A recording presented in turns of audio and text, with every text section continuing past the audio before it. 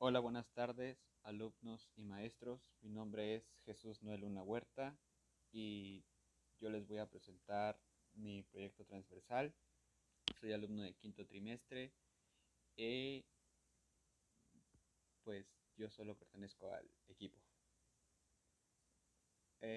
Una introducción sería, en este proyecto transversal abordaremos los cuentos de Eduardo Galeano, de los cuales se basarán en diferentes clases con el fin de poder comprender la relación de los cuentos y poderlos estructurar con su respectiva materia.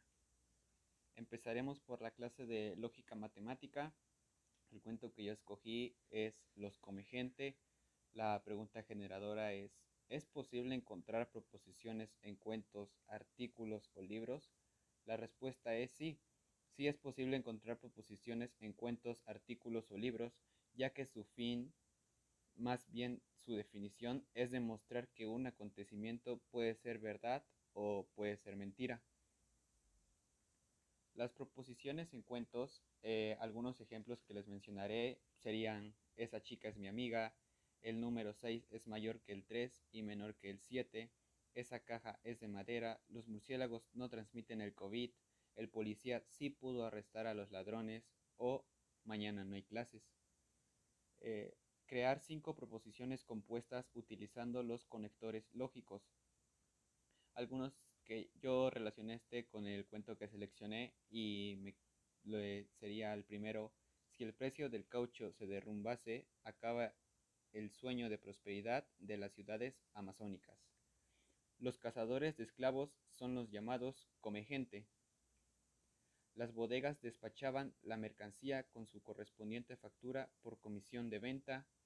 Las grandes plantaciones asiáticas sí producen mejor dinero y más barato. O los indios no estaban atados a las empresas caucheras. La segunda materia que les hablaré es filosofía. El cuento que yo escogí para esta materia es María Madre Tierra. La pregunta generadora sería: ¿cuál es el impacto de la globalización sobre la filosofía moral en la sociedad? Permíteme. El impacto que ha tenido la globalización se da porque las personas quieren recibir el mismo reconocimiento de sus derechos, y esto a su vez ha tenido consecuencias por la forma en que los humanos son tratados, especialmente por parte de sus gobiernos. Por ejemplo, en algunas naciones existe mayor libertad de expresión, por lo tanto las demás personas reclaman lo mismo, perdón. Otro ejemplo sería la jornada laboral. El salario mínimo, muchos países trabajan de una forma diferente. ¿Cuál es el impacto de la globalización sobre la filosofía moral en la sociedad? En el cuento María Madre Tierra nos habla de cómo está formada la Tierra, pero esta a su vez nos hace referencia a cómo poco a poco la hemos ido explotando. Nos habla de la naturaleza, cómo brinde sus frutos, la preciosidad de los cerros y sus alrededores. La Tierra sufre las consecuencias de la contaminación, la explotación de recursos naturales, la degradación del suelo, el aumento de la emisión de gases de efecto invernadero provocadas por el hombre, que dejan huellas irreparables en ella, al igual que en los océanos y mares de nuestro mundo. Un ejemplo de cómo es la Tierra o cómo está quedando. De ahí seguiremos con la clase de geografía. El cuento que yo escogí es La creación. La pregunta generadora sería: ¿por qué es importante el paisaje humano o social en el contexto geográfico? A raíz del paisaje humano y social podemos saber diferentes cosas acerca del contexto geográfico. Sobre todo busca explicar los fenómenos que suceden en el espacio que se desarrolla el humano. También es importante porque podemos determinar su espacio geográfico, aspectos culturales y económicos. Con relación a la narrativa en los cuentos de Galeano, relaciona el contexto geográfico, étnico y social en el que se desarrolla cada cuento. En este caso yo escogí los Yecuana. Los Yecuana están localizados en el estado de Amazonas del Brasil y en Venezuela. Poseen una economía mixta basada en la horticultura, la caza, la recolección y la pesca. Los pueblos yecuana se organizan en comunidades formadas por varias familias extensas, en las que el hombre mayor o anciano sirve como autoridad tanto para su grupo familiar. La lengua originaria lleva su mismo nombre y pertenece a la familia de las lenguas caribes de la rama guayanesa meridional. La principal costumbre es que una jovencita que tiene su primera menstruación ya es apreciada como una mujer que puede tener hijos y formar un nuevo hogar.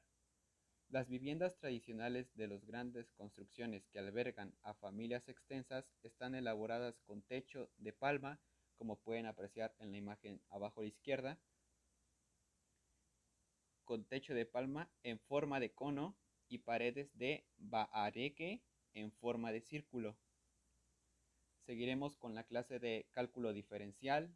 El cuento es Los cazadores de cangaceiros. La pregunta generadora es ¿qué factores económicos influyen en la caída del precio de un producto?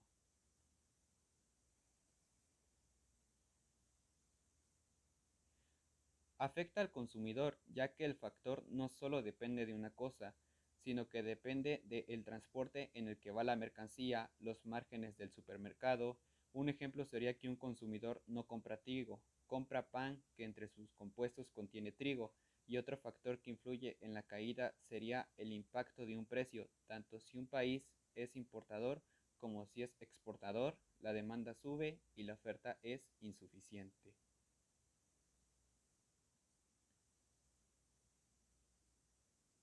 Seguiremos con la clase de sociología. El cuento que yo escogí es Los Imagineros. La pregunta generadora es ¿qué es interacción social en los cuentos de Galeano? En algunas imágenes. Primero debemos saber qué es interacción social. Son procesos donde uno o más individuos actúan y se comportan considerablemente frente a los demás que los rodean. En este caso, Galeano en sus cuentos nos expresa la forma en que los diferentes grupos se relacionaban o cómo interactuaban. A través de una serie de cuentos nos expresa su interacción en sus crónicas. El uruguayo reflejó la belleza y la pureza de la lucha obrera, campesina e indígena. Al fin y al cabo, somos lo que hacemos para cambiar lo que somos. La interacción social que existe en el cuento de los imagineros habla sobre Diego Quispe, un maestro de Holguín, un artista de los más talentosos del Cusco.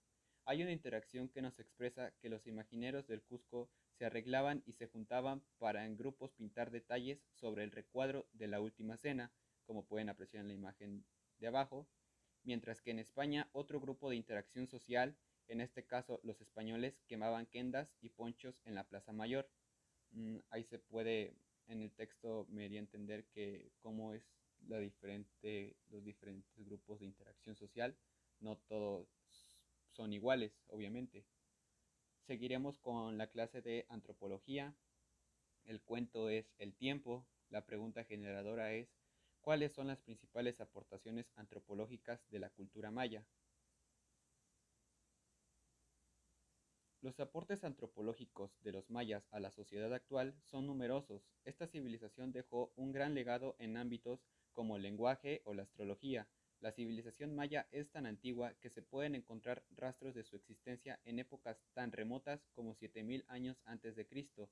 En un principio dependieron de la agricultura, sobre todo del maíz y de cultivos de granos. Utilizaban el algodón para confeccionar el vestido y usaban herramientas de piedra. Sus artículos religiosos eran sencillos y pequeñas figuras, sus edificaciones eran pequeñas. Más allá de esto, los mayas hicieron aportes muy significativos a la arquitectura, la matemática, la topografía, el arte textil, que se han proyectado a través de los siglos hasta la actual cultura mesoamericana. Una de las principales aportaciones antropológicas fue el cultivo, ya que ellos fueron los primeros en cultivar el cacao. Así es, ese seductor producto que hoy delecta paladares en el mundo entero e inclusive se tiene indicios de que ellos podrían ser los culpables de mascar chicle, una goma obtenida a partir de la savia de una planta conocida científicamente como Manilcara sapota. Otra de las grandes aportaciones de la cultura maya fue el diseño y el color de los tejidos indígenas guatemaltecos, más que nada por el color de estos tejidos constituye la expresión de vida más explosiva. En otra parte, los mayas hablaron 36 lenguas en toda Mesoamérica, muchas de las cuales se conservan vivas, con una estructura gramatical muy desarrollada y expresiones literarias propias actualmente. El Popol Vuh, el libro sagrado de los mayas, es una de esas importantes herencias literarias, donde se refleja con claridad la cosmovisión y la espiritualidad de este pueblo. Como han hecho las grandes culturas de la humanidad, los mayas desarrollaron una escritura que hemos podido descifrar y a través de la cual conocemos su historia inscrita, las llamadas estelas, unos monumentos de piedra talladas que guardan el registro de grandes acontecimientos. En la imagen se pueden apreciar cómo los mayas anteriormente no escribían, sino era una forma también de comunicación a través de simbología. Arriba se ve la imagen y se aprecian como figuras. Igual abajo es como una especie de, o sea, todo es escrito en piedra. Seguiremos con la clase de literatura. El cuento que yo escogí para este tema es La Pachamama. La pregunta generadora sería, ¿cuáles son los diferentes tipos de cuentos que maneja el autor? En este caso sería el cuento de La Pachamama. Para empezar, debemos saber qué es un cuento. Bueno, el cuento es un relato o narración breve de carácter ficticio o real, con un argumento fácil de entender de un modo más coloquial. También se habla de cuento para referirse a una mentira, excusa o historia inventada. Del mismo modo, un cuento es un enredo o chisme. En este caso luego nos ha pasado que luego nos dicen, puro cuento tuyo o cosas así. De ahí luego viene también esta palabra. Entre las principales características de un cuento se destacan que puede estar narrado en primera, segunda o tercera persona. A diferencia de la novela, es una narración breve con trama simple y pocos personajes. Mantiene la misma estructura que una novela. Tiene una introducción, un nudo y un desenlace. Causa emociones en el lector u oyente de manera rápida. Puede abarcar una infinidad de temáticas o subgéneros como fantásticos, infantiles, policiales, realistas, cómicos, de terror, de hadas o de misterio, entre otros. La Pachamama o Madre Tierra es un cuento corto, es la diosa femenina de la tierra y la fertilidad, una divinidad agrícola benigna concebida como la madre que nutre, protege y sustenta a los seres humanos. La divinidad Pachamama representa a la tierra, pero no solo es el suelo o la tierra geológica, así como tampoco solo la naturaleza, es todo ello en su conjunto. No está localizada en un lugar en específico, pero se concentra en ciertos lugares como manantiales, vertientes o apacheta, pero es una deidad inmediata y cotidiana que actúa directamente y por presencia y con la cual se dialoga permanentemente, ya sea pidiéndosele sustento o disculpándose por alguna falta cometida en contra de la tierra y todo lo que nos provee. La Pachamama igual tiene que ver un poquito con el cuento de María Madre Tierra, por eso es que algunas imágenes pues llegan incluso a parecerse. Y bueno, esto fue mi exposición, espero que les haya gustado. La verdad, disculpen la edición o cómo se ve el video, pero pues yo solo soy el integrante. Espero que les haya gustado y muchas gracias por su atención.